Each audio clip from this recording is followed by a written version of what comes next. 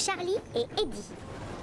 Sur la petite île de Chicalor, toutes les locomotives sont fières de pouvoir dire qu'elles travaillent pour le gros contrôleur. C'est un bon patron. La preuve, elles travaillent sans se ménager pour lui faire plaisir. Et pour elles, une journée est réussie quand à la fin, le gros contrôleur vient les féliciter. Ce matin-là, la voiture du gros contrôleur est tombée en panne. Et c'est Édouard qui a été désigné pour la conduire à la gare des Marrons. Là-bas, un mécanicien viendra la chercher pour la réparer. Édouard est fier de rendre service au gros contrôleur.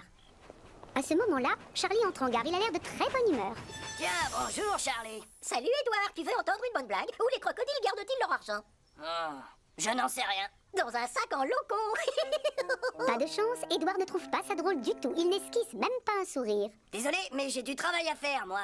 Je dois conduire la voiture du gros contrôleur à la gare des Marrons pour qu'on la répare. Il vient la récupérer ce soir. Je dois partir. Charlie pousse un grand soupir. Tu sais, Édouard, tu dois être trop vieux pour être drôle. Édouard s'arrête aussitôt. Ça le vexe qu'on lui dise qu'il est trop vieux pour apprécier une mauvaise blague.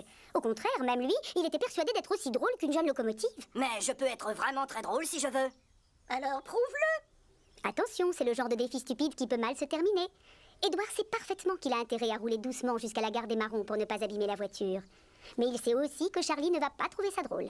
Du coup, il décide de ne pas passer par la voie la plus facile. Attention, ça va secouer. Bon, suis-moi, Charlie. On va prendre un chemin avec des bosses partout.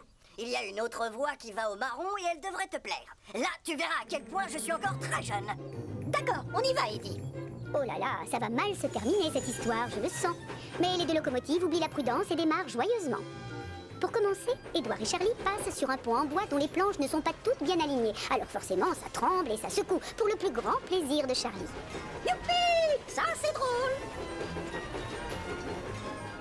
Ensuite, Édouard et Charlie arrivent sur une portion de voie qui comporte une série de plusieurs virages compliqués. Sacré nom d'un piston. Je ne savais pas que tu étais aussi drôle, Édouard. Ah, enfin un compliment, ça change. Les deux locomotives montent et dévalent des pentes tout en se racontant de nouvelles blagues. À moi, Charlie. J'en ai une bonne pour toi. Est-ce que tu sais quand une machine est enrhumée? Non, je ne sais pas, Eddie. Dis-le-moi. Quand elle fait atchou atchou. Oh, elle est excellente, celle-là. De tous les copains, c'est toi le plus sympa. Une demi-heure plus tard, Édouard et Charlie arrivent enfin à la gare des Marrons. Tiens, Thomas est là. Par contre, aucune trace du mécanicien. Le quai est désert. Coucou, Édouard. Le mécanicien t'a longtemps attendu. Finalement, il a pris l'autobus. Mauvaise nouvelle.